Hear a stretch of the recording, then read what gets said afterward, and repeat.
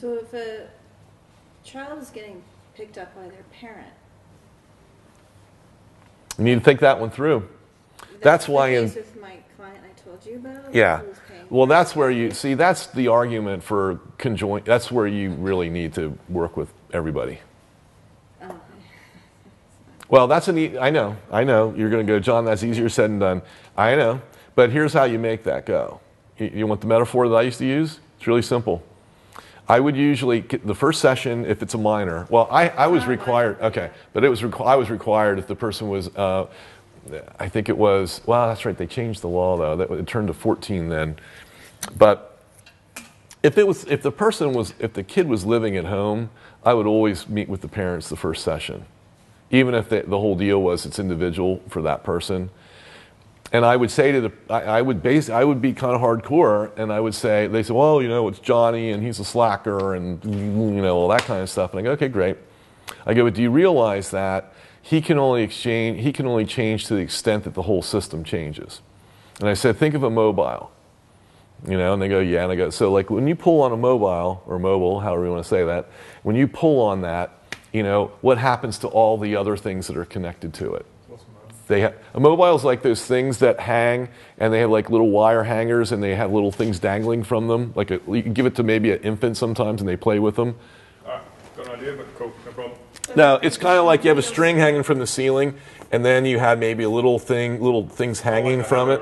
Kind of thing. Yeah. What's that? Yeah. Yep. And the idea, you pull on one, everything else is going to shift. So, if you're unwilling to shift, I'd say to the parents, if you're unwilling to make any changes yourself, that could really get in the way of your kid making the changes. And, for the most part, if you have a kid that's under, say, 16 particularly, the standard thing that Salvador Minuchin, the great structural family therapist, used to say is, as soon as they bring the kid in, the kid's like, oh, this kid's a monster. And he goes, for the kid to be a monster, he's got to be standing on somebody's shoulders here. So whose is it? That's awesome. Shuts them up quickly. Yep. Yep. And usually you would know right away, because we would always set up our room. So like I had a love seat. And then I had a couple chairs that were more like this, kind of around, and then I had my chair that I would sit over here. This is when I was working with families. And so it would be really obvious, because, see, we would diagnose, part of the assessment was, where did everybody sit? So if you saw that this was the typical arrangement, I'm not saying it's good or bad, I'm just telling you it is kind of a good stereotype. So mom comes in, right, and mom sits in the love seat with Junior, and dad's over there in that chair over there. So you already know what's going on there. So these two are enmeshed, he's disengaged. So then basically the treatment is, you got to get the dad engaged. And usually the first thing we would do after we get a little bit, I'd be like, Dad, can you come over here for a second? Junior, I want you to switch seats with your dad, So then you get mom and dad together, and then you could always tell what was going on, because then all of a sudden they're getting all like roochy and getting kind of weird, because they're like so maybe the issue isn't so much parenting, the issue is really their relationship. Yeah. So you have the original relationship of mom and dad. This was called the executive subsystem. You have their relationship, which was before they were married, and then they get married, or if they do get married. And then so that's husband and wife. Then the next level down is parent, mom and dad. And then you have the kids. So sometimes you could just back it up to the mom and dad part, and just go, well, you guys need to get lined up on how you're disciplining little Johnny here. We need to work this out. But other times, if they couldn't work it out, then it wasn't an issue of parenting. It was an issue, they just weren't getting along. So it was more like, husband-wifey issue, not mom and dad issue. And then you could always back it up to, well, why are they reacting that way? Or, what's going on with there? And then you can look at all the multi-generational stuff like that we're talking about here. But that was kind of our standard thing. We always had to back it up from the IP, from the identified patient. Because usually they were just doing something to maintain the homeostasis in the family. So in other words, if both parents can be aligned that John's like really being a rebel and a real pain in the butt, that's one way that they can kind of stay together even though they don't do very well together.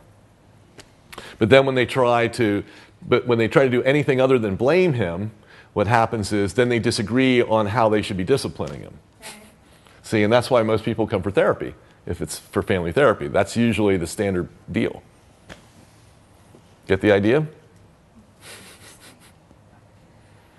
So I'm just to give you some ideas here.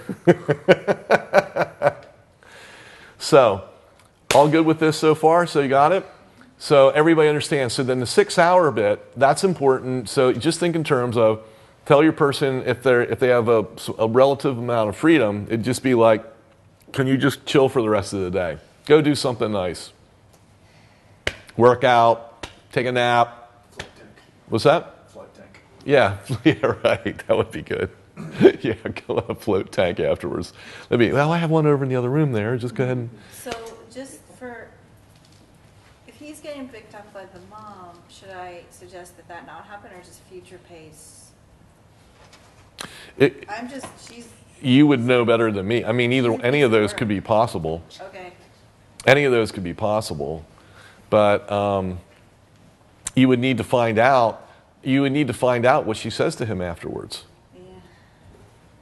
See, that's the thing, So like I worked with, the one kid that I was telling you about, the college-age kid. I mean, he was not living with his parents. But I knew people were going to be asking him about the session, and I knew that his aunt was paying for the session, so I told the aunt right up front, I can't tell you anything that I said I can give you a very general, just like, yes, he showed up for the session, and he did a great job. Right. But I'm not going to tell her the content of the session, right? So yeah, you kind of have to walk that line a little bit. And see, the good news is that might be the chief dynamic, that if you change that, shifts even the reason, in other words, that might even be a higher logical level than the problem that they're coming in for, is how they relate to each other that way. Is the mom too intrusive? Is she enmeshed? That kind of thing. That might be the whole issue. And if you're working with a younger, how old's the person? 26 or 7. Then you wouldn't have to. I was going to say, if you're working with anybody who's 18 and under, if you can get the original anchors in there, it's a lot easier. You don't have to even do a re-imprint because you got everybody's there. It's real easy then. You still do the same. You just do the same thing. You'd say to mom, like she starts, kind of like ragging on the son or something like that, and then the son gets all pissed off and starts yelling at her and stuff.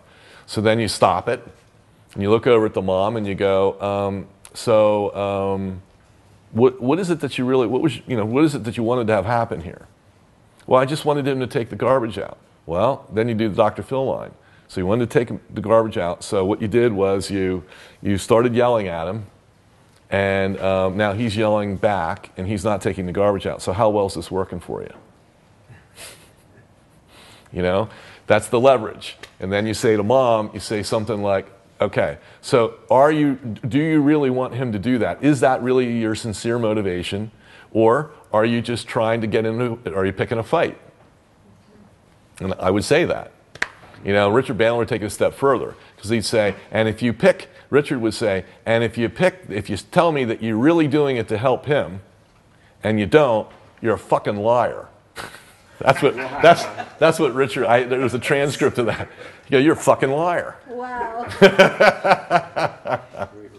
Yeah, right. It's effective though, Yeah. So the idea there is then, all you do is you say to the mom, okay, so I really do. It's good for him to do this, and I really want him to do it. Great. So I want you to think about how do you need to be so that you can talk to him in a way that he could listen.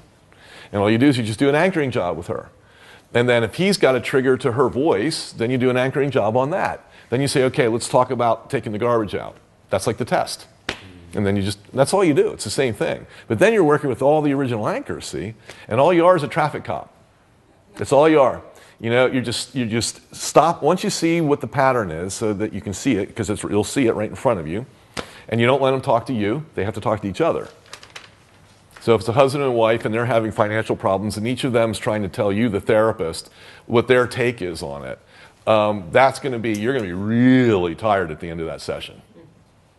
Because basically what they thought marriage counseling was the therapist is going to be on one person's side. And they're going to prove, they're going to be the objective party that's going to prove that Yeah. I'm right, or I'm right. And I would just say, don't look at me. This is your relationship. So you guys, so you're having this issue with how you're going to spend your money. So go ahead, have the conversation right now.